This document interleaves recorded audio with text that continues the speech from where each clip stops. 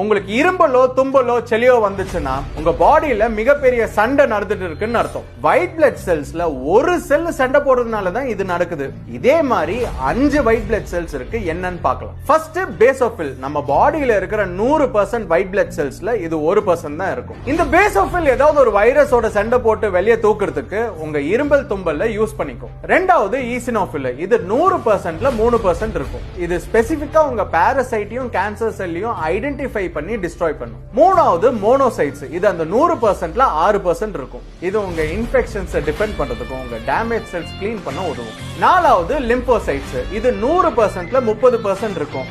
இதுக்கு இன்னொரு பேர் இருக்கு, நேச்சுரல் கில்லர் செல்ஸ். இது உங்க வைரல் இன்ஃபெக்ஷன்ஸை ஃபைட் பண்றது மட்டும் இல்லாம ஆன்டிபாடிஸை நல்லாவே கிரியேட் பண்ண உதவும். அஞ்சாவது நியூட்ரோஃபில்ஸ். இது 100%ல 60% இருக்கும். இது உங்க பாடியில இருக்கிற பாக்டீரியா, ஃபங்கை, ஃபாரின் டெப்ரிஸை கொல்றதுக்கு